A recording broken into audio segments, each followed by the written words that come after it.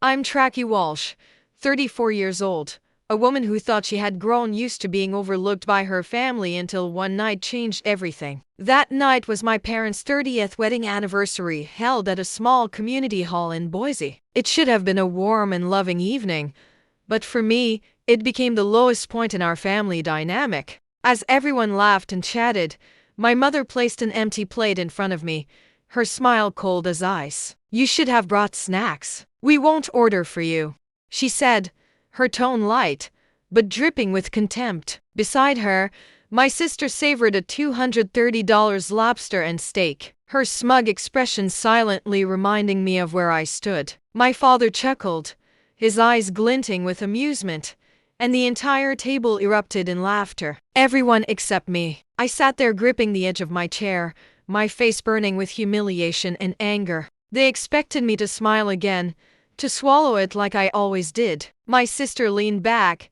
slicing her steak as she basked in the glow of their praise. And my mother's voice pierced the air again, sharp and deliberate. "Tracy, don't make a scene." But this time, I wasn't the same obedient Tracy they thought I was. Something inside me snapped after years of being treated as less. I stood up, my hands trembling, but my gaze steady, and I announced something that made every fork freeze midair. The laughter stopped instantly. Smug smiles disappeared, and I saw the shock widen in my sister's eyes. For the first time in my life, every eye in the room was on me, not out of pity, but out of stunned disbelief. What I was about to say would change everything. And from that moment on, no one at that table could enjoy their meal again. Before we continue with the rest of my story, leave a comment and tell me what time is it where you are and which city are you watching from. I'd love to know how far my story has reached. 2 days before the anniversary party, I was juggling a dozen tasks to make my parents' 30th wedding celebration perfect. Fresh off a divorce, I was still piecing my life back together. Yet, I booked the Boise Community Hall, ordered white lilies, and coordinated catering for 50 guests. My mother, Patricia, barely acknowledged my efforts, her focus glued to her phone, texting about decorations. I didn't expect a thank you, but her indifference stung. Meanwhile, my sister Brenda breezed in, flaunting a new designer purse my parents had gifted her. They'd paid off her car loan last month too, while I was stuck covering their electricity and water bills every month without a word of gratitude. Brenda, a few years older than me, soaked up their praise like it was her birthright, her laughter filling the house as my father, Edward, nodded approvingly. I kept my head down, folding napkins for the party, but the weight of their favoritism pressed harder each day. I'd been paying their internet and grocery bills for years, ever since I moved back home to stabilize my finances. Yet, they never once offered to chip in or even recognized my contributions. Instead, Patricia would beam at Brenda's stories of her banking job while Edward clapped her on the back for landing a big client. My role? Invisible like always. That evening, as I scrubbed dishes in the kitchen, my phone pinged with an email from Brian Parker, a former colleague from my office job. His message was short but chilling. He'd heard rumors at the old firm that Patricia had been siphoning money from a family investment fund years ago. He didn't have proof, just whispers from a retired accountant who'd seen questionable transfers. My stomach churned. Was that why they leaned on me for bills? Were they hiding something bigger? I waited until Patricia was out of earshot and cornered Edward in the living room. "Why am I always the one paying for everything?" I asked, my voice steady but sharp. He shrugged, his eyes fixed on the TV. "You've got a job, don't you? It's just family helping family." His dismissal hit like a slap. I pressed further, asking about the family fund Brian mentioned. Edward's face tightened and he muttered, "Don't stir up trouble." Then he walked away, leaving me standing there, my hands clenched. The email from Brian kept gnawing at me. I reread it, my mind racing. Patricia had always been shy about money, redirecting questions with a smile or a quick subject change. Brenda's lavish gifts, the paid-off loans, none of it added up. I'd been their financial crutch, yet they treated me like an outsider. The more I thought about it, the more I felt used like a pawn in some game I didn't understand. That night, lying awake in my old bedroom, I couldn't shake the suspicion that Patricia was hiding something dark. Edward's refusal to talk only deepened my unease. I wasn't just covering their bills. I was footing the cost of their lies. As I packed my bag for the party, I resolved to watch them closely. Something was off, and Brian's email was the first crack in their facade. I didn't know what I'd uncover, but I was done being their doormat. The party would be more than a celebration. It would be the start of my fight for answers. The morning of the party, I arrived at the Boise Community Hall before sunrise, checking every detail to ensure my parents' 30th anniversary celebration went off without a hitch. I adjusted tablecloths, arranged centerpieces, and confirmed the caterer's delivery of appetizers and entree. I'd already paid a third of the venue's cost from my savings, a fact my mother, Patricia, hadn't mentioned when she called to confirm the guest list. Her voice over the phone was all business, no warmth, as if my hours of work were expected, not appreciated. I shook it off, focusing on the task, but the sting of being overlooked lingered. Back at home, Patricia was fussing over the seating chart while Brenda sauntered in a glittering new necklace dangling from her neck. Mom and Dad got me this for landing that promotion, she said, her smile smug as she adjusted the chain. I nodded, my jaw tight, knowing I'd never received so much as a thank you for covering their utility bills. My parents had poured money into Brenda's life, her car, her debts. While I footed their household expenses without a second glance when I mentioned the catering deposit I covered, Patricia cut me off. You need to pay the full bill for the party, she said, her tone sharp. It's your responsibility as family. I blinked, stunned, my hands pausing over a stack of napkins. I already paid a chunk, I said, my voice rising. Why is it always me? My father overheard and let out a dry laugh from the couch. You're too sensitive, he said, waving a hand like my complaint was a fly to swat away. Brenda smirked, twirling her necklace, not bothering to chime in. The dismissal burned. I'd spent weeks planning dipping into my account to make their day special. Yet, they acted like it was nothing. I retreated to the kitchen, my chest tight, feeling like an outsider in my own family. Brenda's necklace gleamed in my mind, a symbol of their favoritism, while my contributions were brushed aside. I wanted to confront them, to demand why Brenda got gifts while I got demands. But I held back, knowing it had sparked a fight before the party. That afternoon, as I loaded chairs into my car for the hall, my phone rang. It was Susan, our neighbor, her voice low and cautious. She'd overheard Patricia at a book club bragging about how Brenda was thriving thanks to their support. She didn't mention you once, Susan said, her tone apologetic. All she talked about was Brenda's promotion, her new car, how they're so proud. My grip tightened on the phone. Patricia's boasts about Brenda while ignoring my sacrifices felt like a knife twisting deeper. Susan hesitated, then added, I just thought you should know how she talks when you're not around. The call ended, but Susan's words echoed. I stood by my car, the stack of chairs forgotten as anger simmered. Patricia's demand for me to pay the entire bill, Edward's laugh, Brenda's smugness, it all collided. I wasn't just overlooked, I was erased. The muffle of unfairness I'd pushed down for years was now a roar. I drove to the hall, my hands shaking, resolving to face them tonight. This wasn't just about a party anymore. It was about years of being taken for granted. Something had to give. As the party began, I took my seat at the family table. My stomach knotted from the morning's frustrations. The Boise Community Hall hummed with 50 guests, their chatter and clinking glasses filling the air. I scanned the room, hoping for a moment of acknowledgement, but Patricia was busy greeting an old friend, her smile wide as she recounted stories of their youth. Edward stood nearby, laughing with a cousin about his old furniture store days, his voice booming over the crowd. Brenda, seated across from me, was holding court, regaling a group of relatives with tales of her latest banking success. Her designer dress caught the light, a gift from Patricia and Edward, no doubt. I adjusted my napkin, feeling like a stranger at my own parents' 30th anniversary celebration, my weeks of planning invisible to everyone. Patricia called me over to pour wine for a guest. Her tone clipped as if I were staff, not family. I complied, biting back a retort, but the slight stung. As I returned to my seat, Brenda leaned toward a cousin, boasting about her promotion, her voice loud enough to carry. They're so proud of me, she said, glancing at Patricia, who nodded enthusiastically. Edward chimed in. Brenda's always been a star.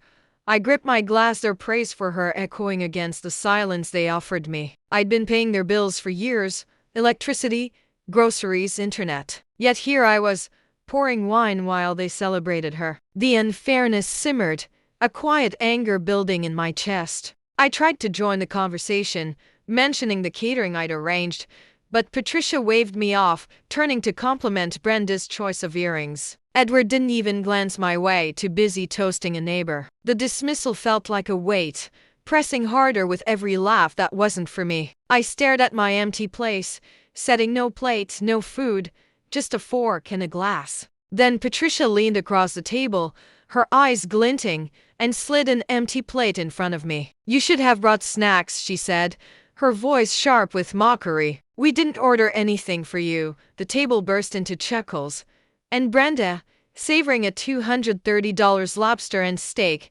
flashed a smug grin, her fork gleaming as she took another bite. The words cut deep, a public jab that echoed years of being sidelined. Edward beamed at Brenda, saying, "That's our Brenda, always a class act." Patricia nodded, her eyes sparkling as she praised Brenda's entree choice. My fingers curled into fists beneath the table, the sting of their favoritism overwhelming. Brenda's smirk widened as she sliced her steak, as if my humiliation was part of the meal. The guests' laughter faded into a dull roar, their clinking glasses a backdrop to my rising anger. Then Patricia spoke again, her tone casual but firm. "Tracy, you're covering the bill for this, right?" Edward nodded, his expression smug. "Family pulls their weight," he said, not meeting my eyes. The audacity of it, expecting me to pay for their lavish party after ignoring my contribution, snapped something inside me. I'd swallowed their disregard for too long, always the one to sacrifice while they fawned over Brenda. My hands shook as I pushed my chair back to screech, silencing the table. I stood, my voice steady but loud. "Patricia, Edward," I said, locking eyes with them, "you're paying for this party yourselves, and I'm done covering your bills. Every single one." The room froze. Forks hovered, glasses stilled, and every head turned. Brenda's grin vanished, replaced by a piercing glare, her lips parting as if to retort. Patricia's face hardened, her eyes narrowing. "Tracy, sit down," she hissed, but I didn't move. Edward's smugness faltered, his brow creasing as he leaned forward, caught off guard. The guests shifted, their whispers fading into a tense hush. Brenda set her fork down, her stare icy as if I'd broken an unspoken rule. The air grew heavy, the celebration's warmth replaced by a chill. I stood taller, my pulse racing, but my resolve unshaken. Their entitlement had pushed me too far. I'd carried their financial burdens for years, believing it was my duty. But this moment, the empty plate, the demand for payment, Brenda's smugness made it clear. I wasn't just done paying, I was done being their doormat. Patricia opened her mouth, likely to scold, but I raised a hand. "No more," I said, my voice firm. "You've taken enough."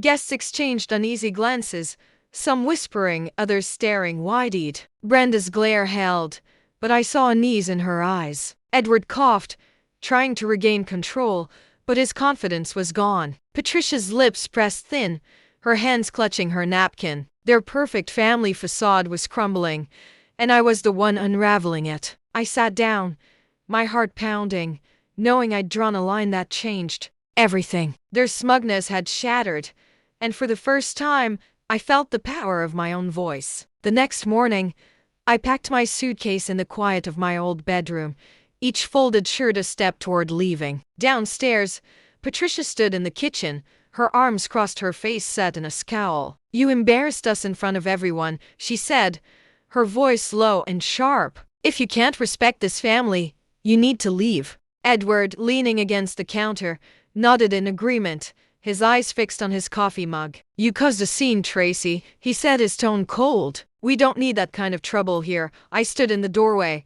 my suitcase handle biting into my palm, and faced them. "I've done nothing but support you," I said, my voice steady despite the ache in my chest. "I paid your bills, planned your party, and got nothing but mockery in return." Patricia's scowl deepened, and she snapped, "You're exaggerating. We've always been there for you." Edward didn't look up, just stirred his coffee as if my words were irrelevant. Their dismissal stung, but I'd expected it. Years of being overlooked had hardened me to their indifference. Brenda appeared from the living room, her expression hard. "You're so selfish, Tracy," she said, her voice dripping with disdain. "You don't appreciate everything Mom and Dad have done for you."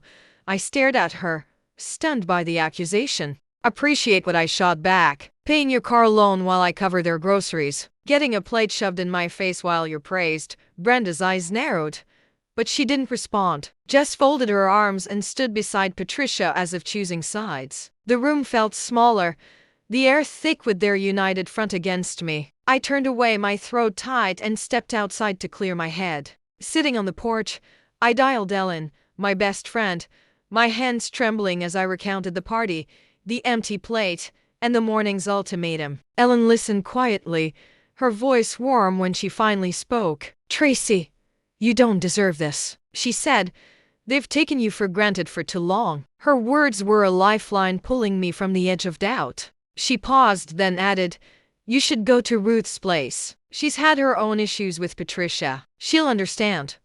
Ruth, my aunt, had distanced herself from Patricia years ago after a falling out over family money. The idea sparked a flicker of hope. I thanked Ellen, her support, grounding me, and hung up. Back inside, I faced Patricia and Edward one last time. "I'm leaving," I said, my voice firm. "You can handle your own expenses from now on." Patricia's eyes widened, but she didn't speak. Edward muttered, "You'll regret this."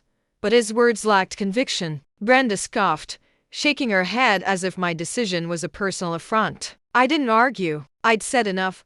Grabbing my suitcase, I packed a few essentials: clothes, a photo of my late grandmother, my laptop, and walked out the door. The Boise morning was crisp, the street quiet as I loaded my car. My heart pounded, not with fear, but with resolve. Leaving wasn't just about walking away from their house. It was about reclaiming my life. I'd spent years tethered to their expectations, believing I owed them my support. But their rejection, their demand that I leave, had freed me. I drove away the house, shrinking in my rearview mirror, my mind set on Ruth's place across town. I didn't know what came next, but for the first time, I felt unburdened, ready to build a life where I wasn't invisible. By evening, I knocked on Ruth's door, my suitcase heavy in my hand. She welcomed me into her cozy Boise apartment. Her warm smile, a stark contrast to the coldness I'd left behind. Sitting at her kitchen table, I poured out the story of the anniversary party, the empty plate, Patricia's mockery, the demand to pay for everything, and my decision to cut them off. Ruth listened intently, her eyes soft with understanding, nodding as I described years of being overshadowed by Brenda. "You've carried too much for too long," she said, her voice steady. "It's time you put yourself first." Her words lifted a weight from my shoulders, the relief of being heard washing over me. Ruth stood, retrieving a box of old family documents from a closet. "I've kept these since my falling out with Patricia," she said, sifting through faded papers. She pulled out a folder labeled Family Trust and spread its contents across the table. As we examined the pages, my breath caught. There among the financial records was a transfer document dated years ago bearing my grandmother's signature, or what looked like it. Ruth's face tightened. "This isn't her handwriting," she said, pointing to the uneven loops. "Patricia forged it to pull money from the trust." My heart raced. The quidjo meant for the whole family had been drained, and Patricia's name was tied to every withdrawal. Before I could process the discovery, my phone pinged with an email from Ellen. She dug into Patricia's old company records after our call, pulling strings with a former colleague. Attached were scanned ledgers from Patricia's time as a financial officer showing unauthorized transfers to an account linked to her name. "It's enough to prove she misappropriated funds," Ellen wrote.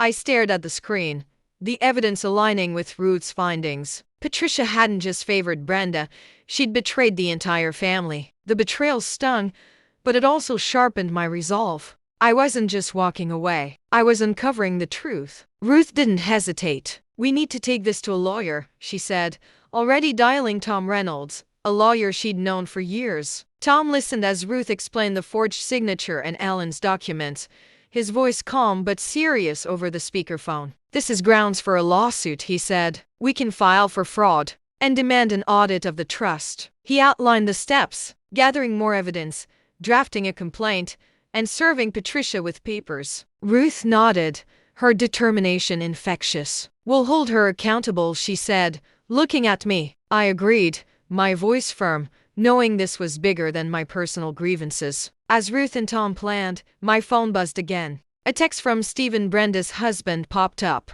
"Tracy, please don't escalate this. You're tearing the family apart." His words carried a hint of desperation, but they only fueled my anger. Stephen hadn't been at the party, hadn't seen the empty plate, or heard Patricia's demands. "I'm done protecting them," I texted back, my fingers steady. "They made their choices." I hit send, feeling a surge of conviction. Patricia's actions weren't just unfair, they were illegal, and I wouldn't back down. Ruth squeezed my hand, her eyes fierce. "You're doing the right thing," she said. The documents on the table, Ellen's email, and Tom's plan formed a path forward. The forged signature was the final piece, proof that Patricia's betrayal ran deeper than I'd imagined. I wasn't just reclaiming my life, I was fighting for justice. As night settled over Boise, I felt a quiet strength, ready to face whatever came next. A week later, my phone buzzed with messages as I settled into Ruth's spare room. Patricia's text was the first to catch my eye. "You're destroying this family with your lawsuit. Drop it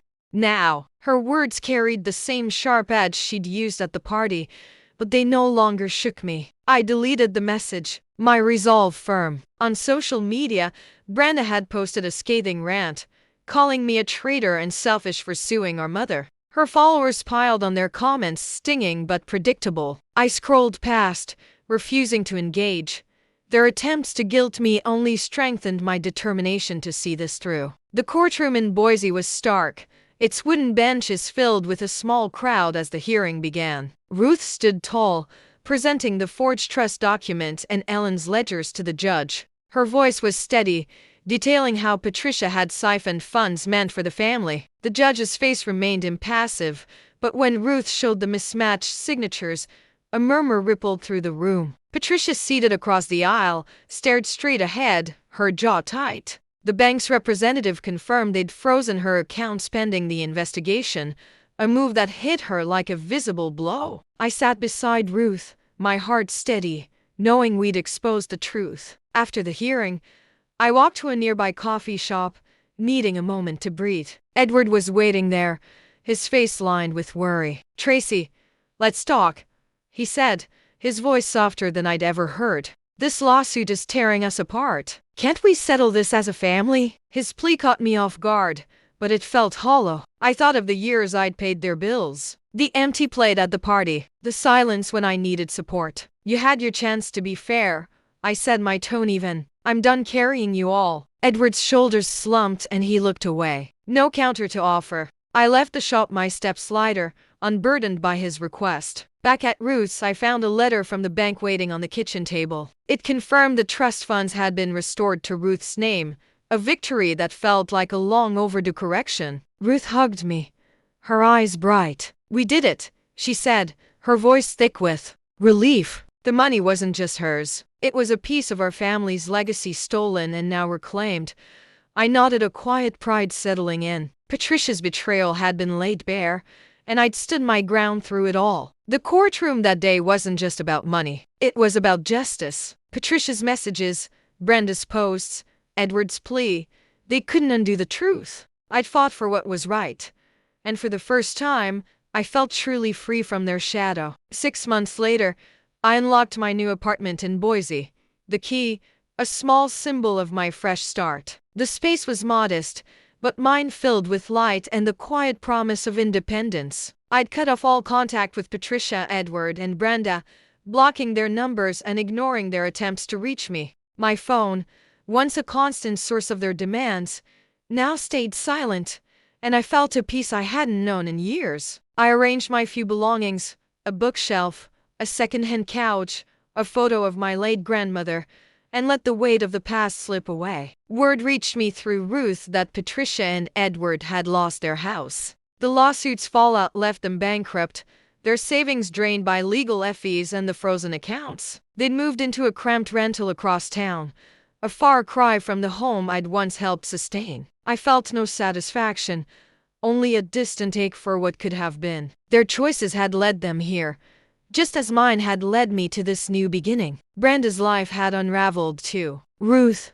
heard from a mutual friend that Brenda had been let go from her bank job, her reputation tarnished after the trust fund scandal. She and Stephen, along with their kids, were now squeezed into his parents' small home, a stark contrast to her once glamorous lifestyle. I didn't dwell on her downfall. It was a consequence of her complicity, not my revenge. I'd moved beyond their world, focused on building my own. Ruth called me one afternoon, her voice warm but serious. "I'm putting you in charge of the family trust," she said. "You've earned it." The restored funds, now safely in her name, needed someone steady to manage them, and she trusted me. I accepted, grateful for her faith. The trust's income gave me a financial cushion, letting me cover rent and start a savings plan without the burden of supporting others. For the first time, I was building a future on my terms, not theirs. As I settled into my new life, I realized family isn't defined by blood,